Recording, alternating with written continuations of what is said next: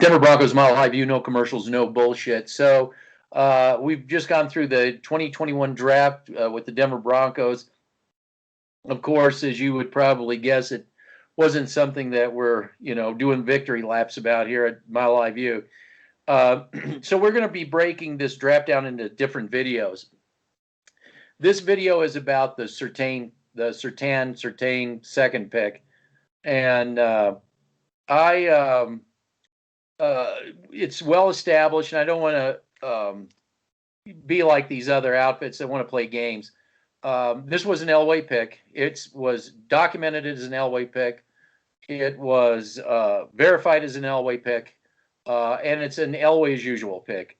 In my opinion, before I even get into the whole Surtain thing, it seems that the Denver Broncos, Dove Valley, Sports Talk Radio, all those circles are still living in the 90s when it comes to where the NFL is today. Putting so much emphasis on a corner. And today's NFL, as many of the national analysts and a lot of the teams have already figured out after watching the Super Bowl, for instance, and how to stop somebody like Mahomes, push up the middle, linebacking is the core of it. If you can get good edge rushing, that's a plus. And then, your corners and safeties are of a less value than they were in the 90s. Okay. That core front up there helps that secondary out where you don't have to have a Deion Sanders like you did back in the day. Unfortunately, these people are still stuck. They don't realize where today's NFL is. And so what do you think about my little, where we are today and defending, the Patrick Mahomes? He's in our division, so you'd think maybe they'd get a clue, but with this draft pick, this is another clueless Elway draft pick. But go ahead.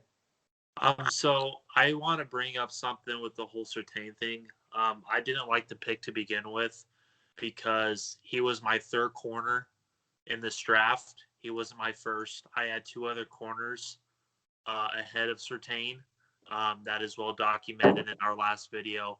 But I just don't understand as a team building philosophy why you pass up on a Rashawn Slater, a Zaven Collins, a Jamie Davis, even a Micah Parsons.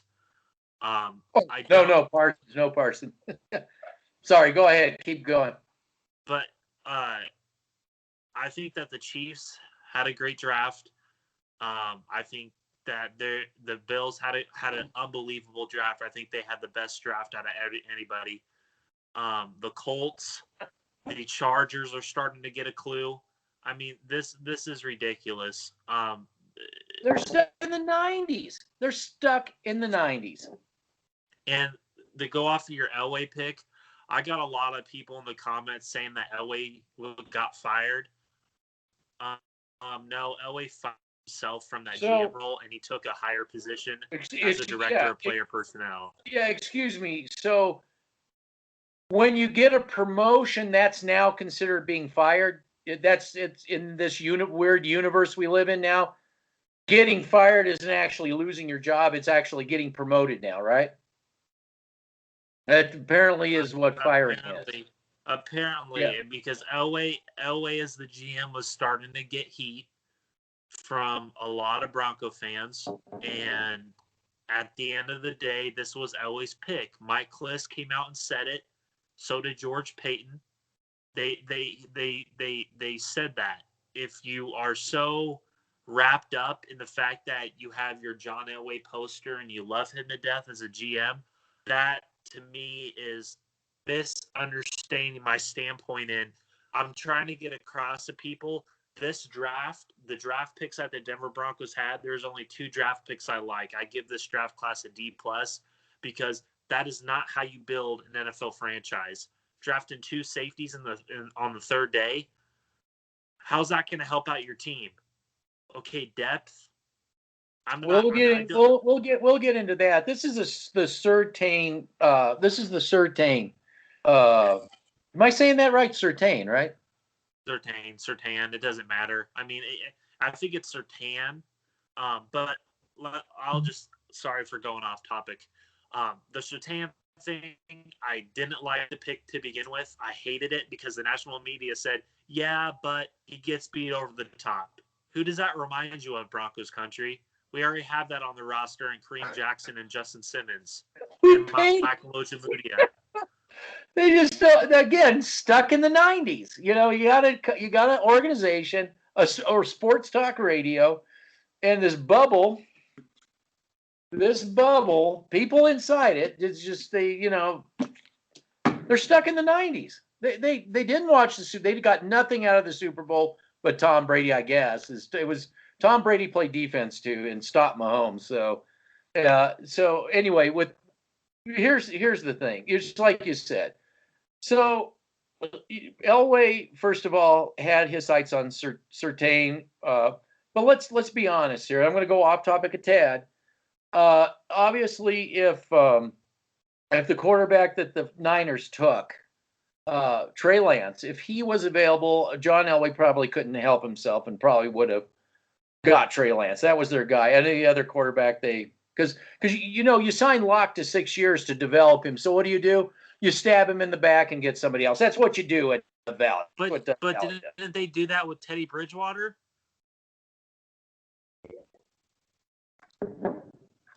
Locke beat him out. And I'm the guy that doesn't like Locke, remember? I'm the guy that doesn't like Locke. And Bridgewater, he's a steady as you go kind of quarterback. And I think if you didn't have Locke there, which, yeah, you're right. It was stupid. Bridgewater's fine to work as that bridge quarterback, but they did it reverse.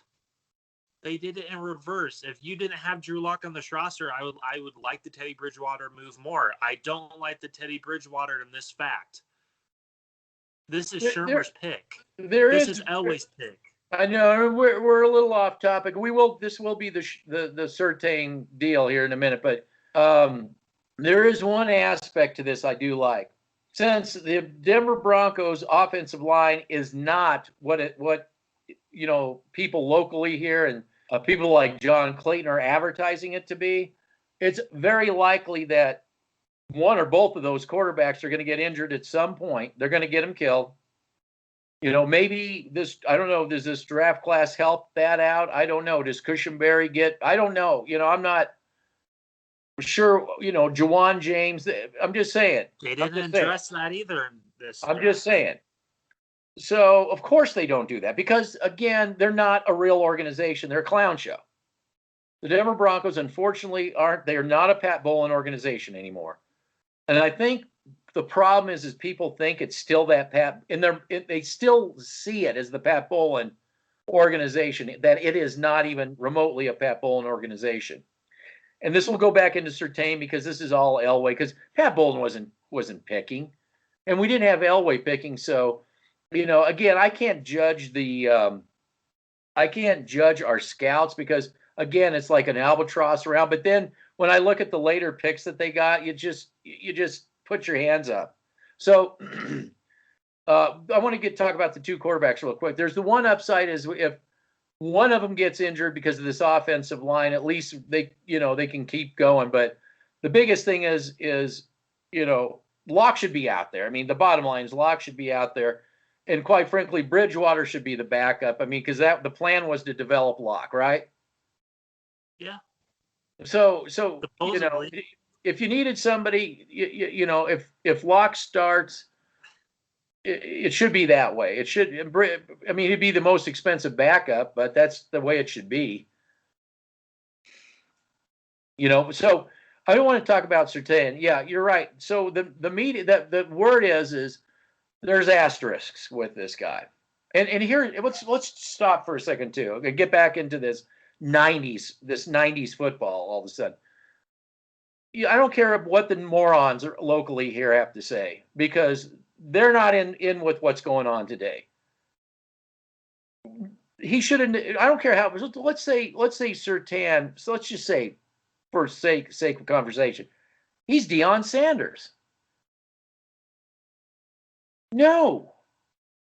The way you beat the Chiefs, and here's the thing too. You don't get Parsons. Okay, if you're going to do it right. Do it right. We got 2 edge rushers. You don't need Parsons. You got 2 edge rushers, all right? You can never have enough pass rushers, though. I do believe in that philosophy. But you got to cover the middle of that field. And I agree. I believe that's more important. Yep. The Broncos have been victimized. They've been victimized so much in the middle of the field, they've forgot about it. They're just so used to being victimized there. Go ahead. No, keep going. Keep going. No, I'm just saying they've been victimized in the middle. They can't address it. It's because they're stuck in the 90s, looking at corners, safeties, stuck in the 90s. Like you said, maybe Parsons is an A-gap rusher, he helps out Draymond Jones, this kind of thing. Maybe in that sense, you're right. Maybe, but yeah, I would in that sense, yes, I would take him over Surtain. If you're going to use him in that, but again, see, this is Fangio doesn't unless he's changing, unless he's starting to evolve.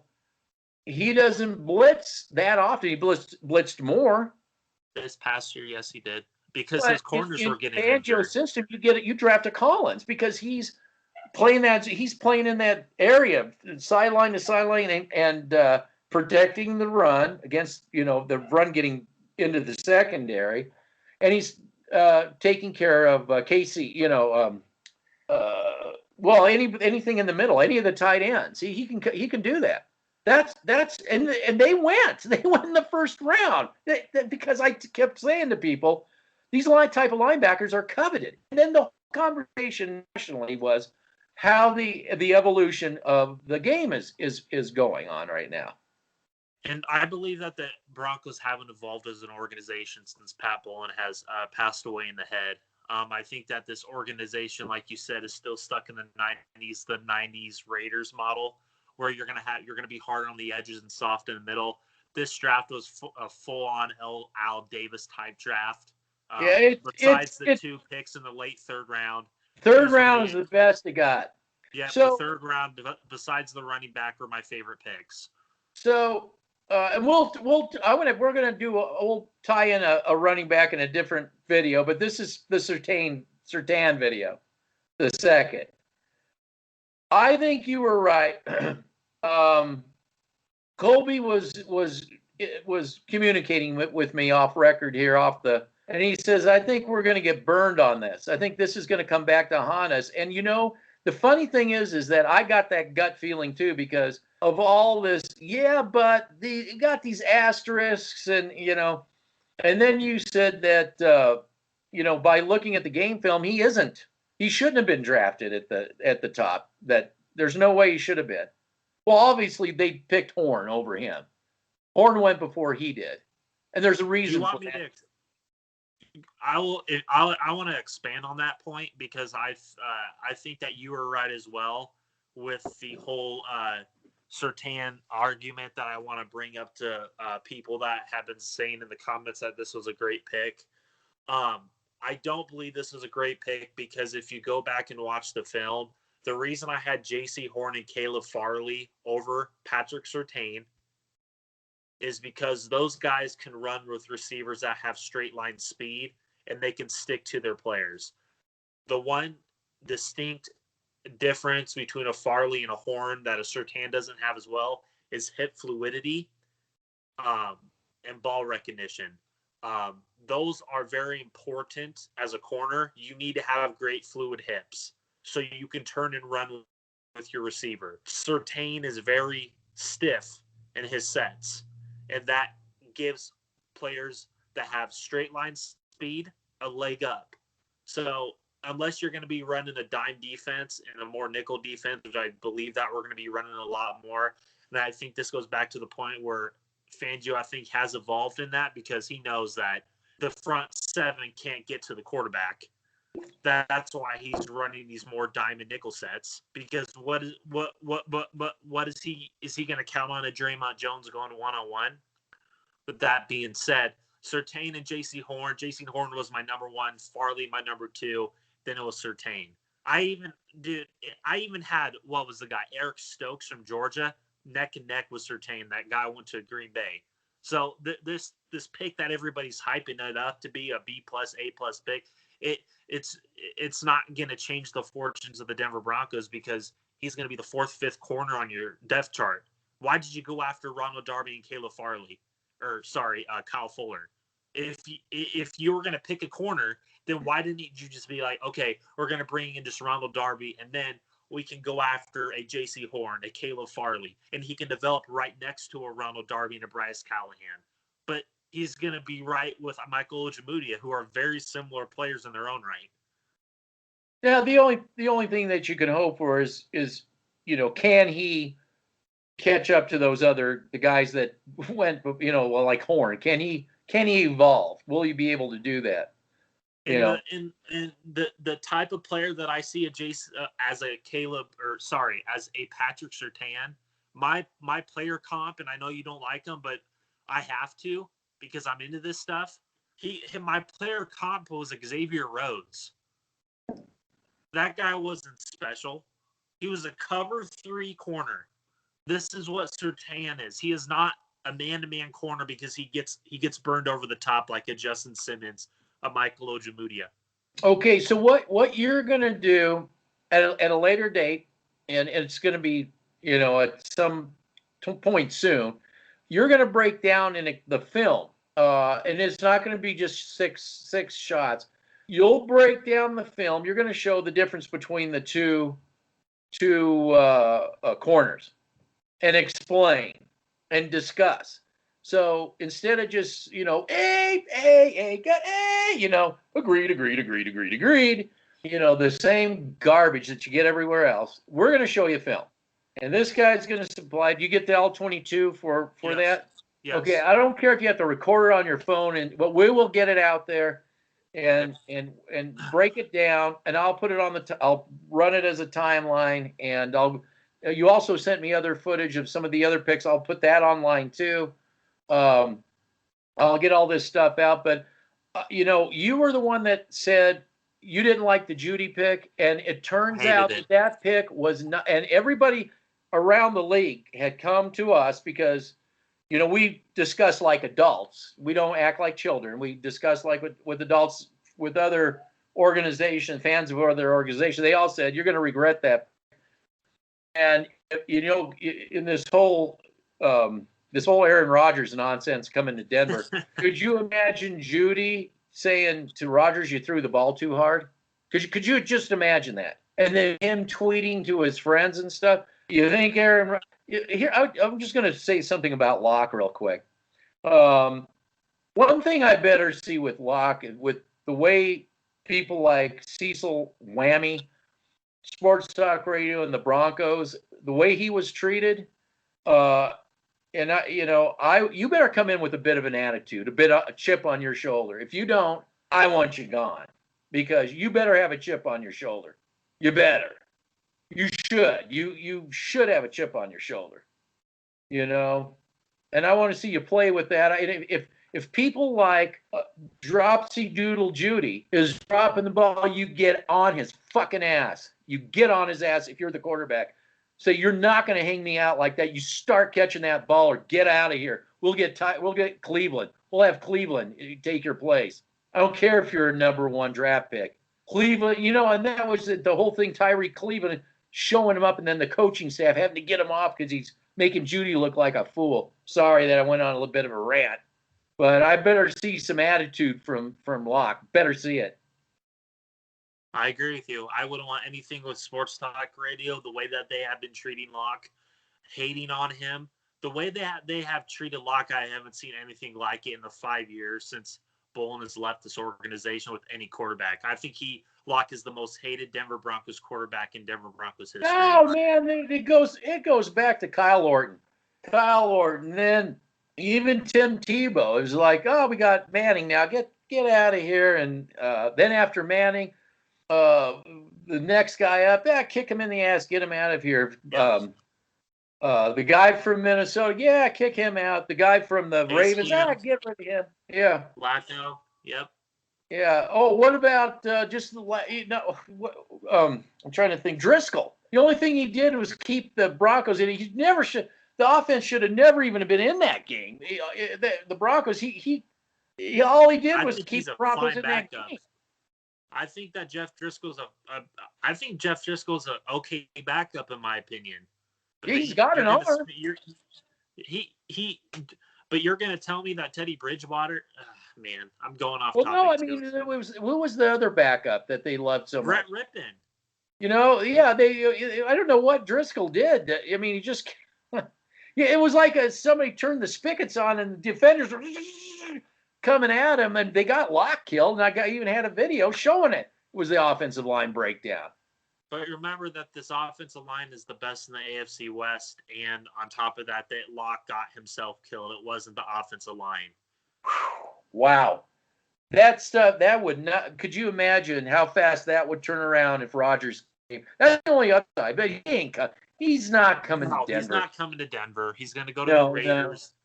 Or he's not coming to the Raiders. He's not going to the Raiders either. He's going to be in Green Bay. I don't know what his plan is, but I don't want that type of circus coming to Denver. We need to build this team like the Bills did, like the Chiefs do. 49ers. You're right.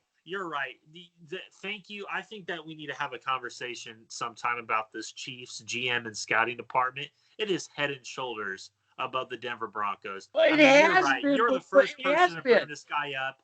I have to give you props where props is due. That the Chiefs GM is I love his draft philosophy and his player personnel acquisitions philosophy. It is head and shoulders above what we have in Denver. I know all they will see is Patrick Mahomes. That's the only thing they understand. They don't understand anything else because what do? They sit around and they talk quarterback. It can't be anything else. Nothing else. So, yeah. You're right. But here's the thing. I noticed that too back when they got Alex Smith. They brought Alex Smith in. Even right before that too, I noticed they were building. I noticed that they were doing a really good job at team assembling. And I thought, man, they're going to be good. They're going to be good, really good one day because they get it. They get it. I mean, I agree. The Bills get it. The Colts get it. You can't just, get lucky with a Peyton Manning coming to your team. It's just, and even Brady he went to a team that was already stacked. They got it. They figured it out. Tom Brady basically copied what Peyton Manning did back in 2012. He basically copied it. That's what Aaron Rodgers wants to do. Most people couldn't figure out why he was going Tampa. They couldn't figure it out. Well, look at they've been drafting and building a team. Yes. They couldn't figure it out. I get all this pushback when I talk about I don't know if we're going to be going on to more topics, but I think another topic that I'm getting really sick and tired of, and I know this is state-sponsored media, but to say that this roster, if you take Patrick Mahomes off the Kansas City Chiefs, that this is neck and neck or better than the Chiefs and is a top 6 NFL roster, then why did we go 5-11? They don't believe they ever won 5-11. You listen to them. It's all lock. It's all lock. It's they can't grasp it. They can't. Okay, what I try to explain to you, they think this is still a Pat Bowlen organization. In their brains, in their minds, they think that they're still in a Pat Bowlen organization. They have no idea this mess that John Elway has created, and they refuse to look at it. And sports talk radio, when they were hit with the truth that Elway was picking still, they were backpedaling and spinning and off the cliff they went. They can't handle the truth.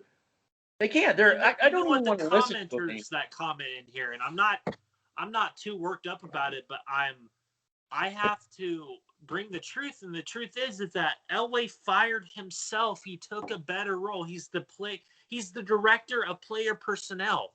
He's the director of everything. He is the Ozzie Newsome of the Raiders. Don't you remember foresees everything? Don't you remember that video I made where Elway sits down with Elway and says, "About a 5% raise, about a 10% raise, deal." Ain't this is the transition for Elway. Okay, we are not gonna do anything until we get a real established owner at the very top that holds the whole people accountable. Yeah. And it's not gonna work until Elway is out of the picture and he's still in the picture. You could go on Wikipedia and look up John Elway on Google, and it says Director of Player Personnel. And I provide that to people, and what do? They put their tails between their legs and run off. People just can't handle the truth. This team is not a top 6 roster. You're going to tell me that we're not? Okay. You are not 5-11. Can you imagine these people, the delusion? If these people were 9-7, if they get a 9-7. I wouldn't be shocked. Honestly, I wouldn't be shocked. But okay. Let's take a step back and reverse ourselves and bring back to the Surtain thing. This whole draft was corner, safety, corner. That's 90s not football. how you beat the Chiefs. That's not how you do it. Unless maybe the Chiefs of the 90s you do. Yes, but this isn't the 90s. This is 2021. Oh, God. The blueprint was set out by the Tampa Bay Buccaneers how to beat the Chiefs. You get push up the middle like Wade Phillips did to Brady back in 2015, the AFC Championship game. You have coverage linebackers. And, okay, you can have a good secondary, but Aqib Talib came out. I love Aqib Talib. I think he's one of the best corners of all time in Denver Broncos history. I'm watching. He's on Bleacher Report. It's a different thing, and he gave the Surtain pick a C+ because he knows. I mean, he said it literally. He came out as a quote. He's like, "Yeah, the front 7 made it easier for us as corners." He knows. There's a reason why he hated the pick for Denver. Well, anybody that's played football and has, that had experienced a super dominant defensive front that yes, you learn that right away. You and you covet that too. You covet that. That's why I said that the picks aren't in that direction. It's there was only 2 picks that made sense this whole draft, and that was the third round. Yeah, the third round. So this is, I know we talked about a lot of things. Safeties, another corner. So you drafted you drafted 4 to 5 defensive backs in this draft. What did I say? The start of the season? My fear is because STR was talking about nonstop that this team was going to build from the outside in, not the inside out. I was the first person to say this because STR tells you what they're going to do before they do it. Yeah, they're stuck in the 90s, and that's why we're here and they're there. So, and they'll just keep floundering. Yep. And it'll all be our fault because we brought it up, and it's just until they get their act together, things aren't going to really change that much. Yeah, they could get to the playoffs. I said last year they could if everything was just everything they hit it just right. For you guys. They don't get it. They don't get it. It's Pat Bowlen. It's just like getting to the play. This isn't about just getting to the playoffs, but these people are devoid of that. Okay, that the Pat Bowlen philosophy has left the building with Pat Bowlen. We're the last of that breed. So they think it is. They think it's still a Bowlen organization. It is not anything close. And Brittany, I'm sorry, you're an empty suit playing the corporate role, and you're going to go as soon as they get a real owner. They won't even let you 10 feet in front of their office door. So forget it. So Surtain it seems like it's going to be a Judge Judy kind of thing. It's going to be a pick that was an overpick. It was a pick that should have been something else. That's how this whole thing's I think it's going to end up. Hopefully. Can I ask you this? Taking a step back from the draft, does it really surprise you that this team went this way? They've been doing it for the past 5-6 years. This is how they've been building. Because they would have got a quarterback if it would have been Trey Lance, obviously. Yep, and we were the first people to bring that up. You were specifically, I thought they were after Fields, but I think you were right. You were the one that said Trey Lance, and I think that's what they wanted. So you were right again with that. So, but since they couldn't they couldn't screw the organization up and the quarterback up, the Trey Lance, since they couldn't screw those two things up, they decided to go to the '90s football route. You beat Kansas City, yeah, the '90s, yeah, sure, yeah, right. Yeah. So, you pass up on a Slater who's gonna, and man, that still just irks me that the Chargers got him. He's gonna be a hell of a player for them because they're actually doing it right over there in the. When Slater, see, they would. Here's the thing: had it been Slater, this is what needs to be instead of Surtain. Oh, they would have been so beside themselves until their quarterback is hitting targets because guess what? Jawan James, Mr. Hot Tub Time Machine, isn't there to screw it up, okay? And this guy Go ahead. Sorry. Your quarterback is hitting targets. So everybody's will be talking, the quarterback, because it's going to be Herbert. Nobody's going to talk about that pick, because nobody can get to Herbert because he is protected by a generational player. And you're also not going to be talking about Collins and Jamie Davis, who are going to help transform their defenses into elite defenses. Is it who's the Chargers? Did the Chargers they didn't get Davis, did they? No, I'm talking about Arizona and the Washington football team. They have Collins and Jamie Davis, who I was one of the first people out there bringing this guy up that this guy's going to be a first round pick from the tape I saw. And those guys are going to help neutralize the middle of the field and help transform their defenses. Well, and they got Jordan Phillips. Something though that that really now is starting to hit me square in the head is look at Vance Joseph without the albatross of Elway around his neck. That's what I was saying the other night. He doesn't have Elway around his neck. He can talk to the GM there. They can actually get something done. It's not all about the ego of Elway. So, come on. You really think that if Vance Joseph was still here in Denver, that those picks that Vance Joseph has been able to he would have never been able to pick those. No. Yeah, no, because Elway doesn't find linebackers, offensive line, defensive line, and offensive line a priority on his football team. He's doing it the Al Davis route. No, yeah. Guess where John Elway's stuck in? He's stuck in the '90s. It's clear. It's clear. I'm looking at this. I'm like, not in today's NFL. Yeah, I mean, it's great to get you don't want corners that are toast, but at the same time, you don't need a Deion Sanders. It's not what it's about now. You need push up the how middle, should I say it? Guys that can neutralize the middle of the field. Well, no, I'm talking about the kind of corners and safeties. You just need guys that. This. Thank you for bringing this up because you're right again because you're not giving yourself enough credit. The Darby signing I don't like the contract, but you need to get players like a Ronald Darby, and you were the first person to bring that up. Well, they should have done that the year before. That's why I was pounding the table, Mister. I don't know what I'm talking about. Yes. And then they could have got this. He would have played the whole season, and they would have played the whole season, and they would have got him at a lesser of a deal. They wouldn't have had to pay the king's ransom to bring him in. So yeah, and hopefully he sticks around. He doesn't bounce around. Hopefully he can stay. Jackson and Simmons. If you had, they'd be fine if you had the horses up front to take care of business, but they don't. So that exposes them. So, and it's going to expose Fuller, and it's going to expose Darby.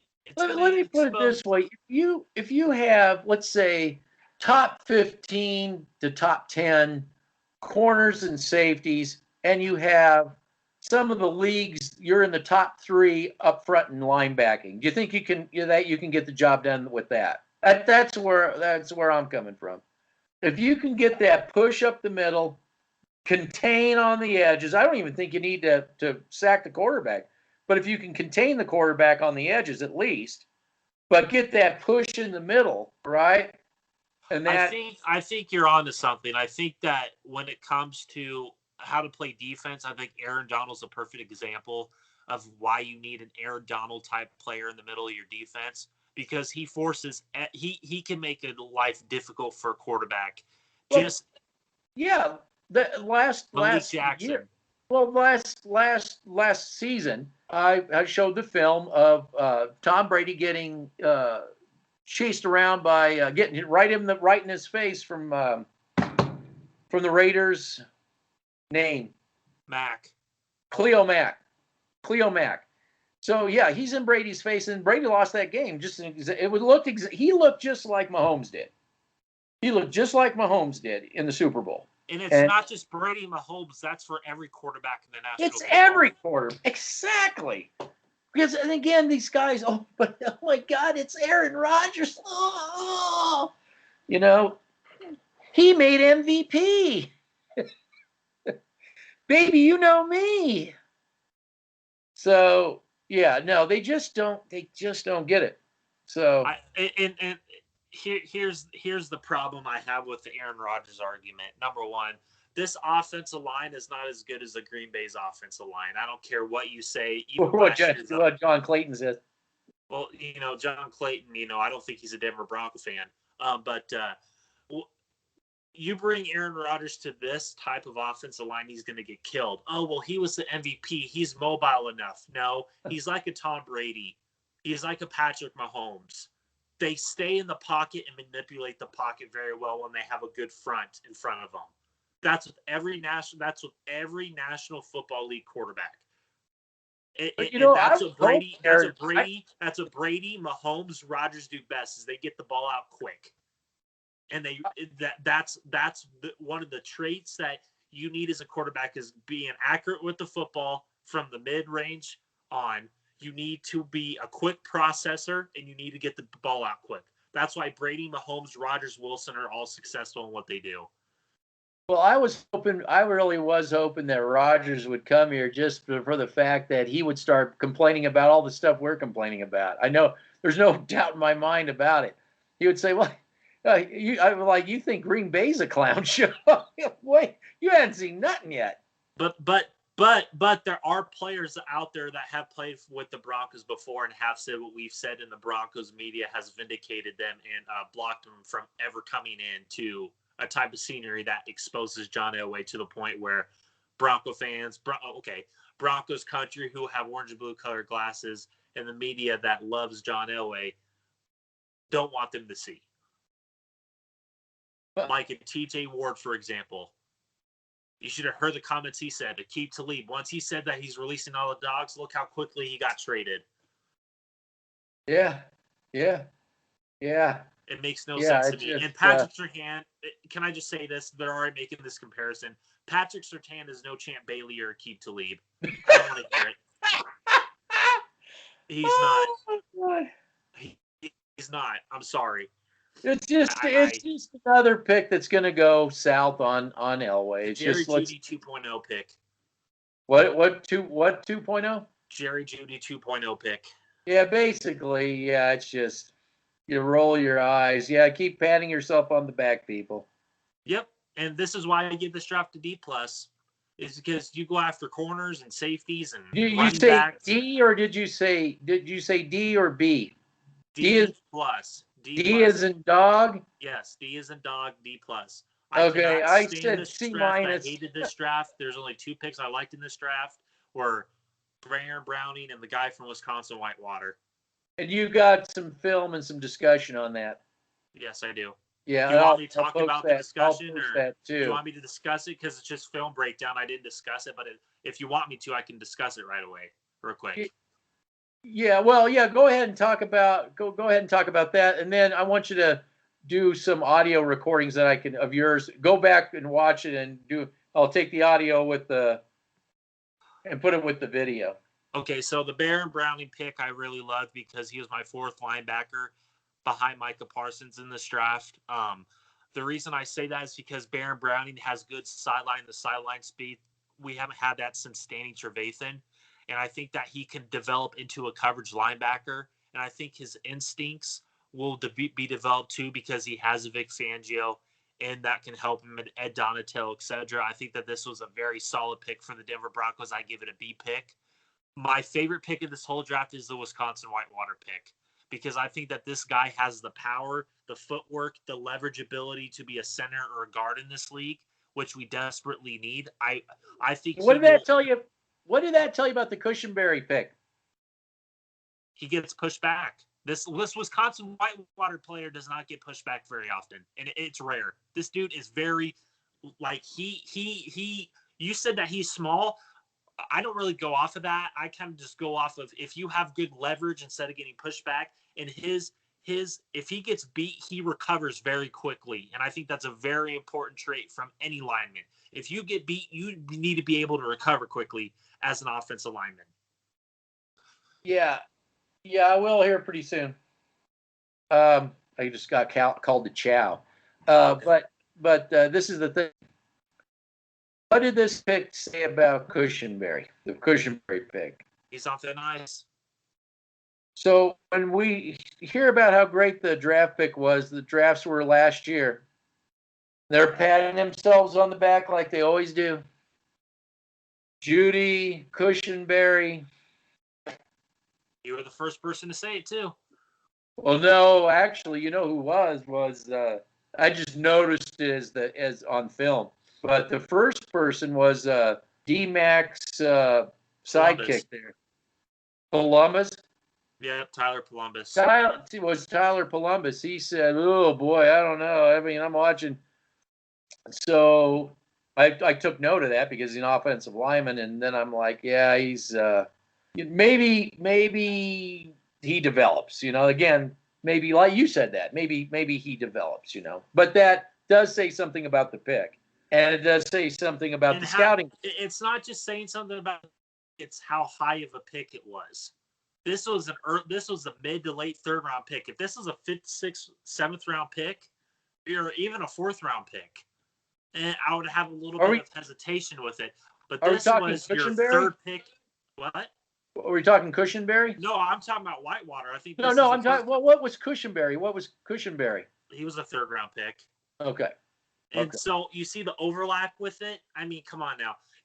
This pick, I think, signals that Lloyd Cushenberry didn't get the job done. And I think that how high – this is your third pick overall in the draft, and you pick him. And you're telling me that this guy's going to be a bottom feeder? Hey, even STR was saying that this was a terrible pick. See, they didn't even know.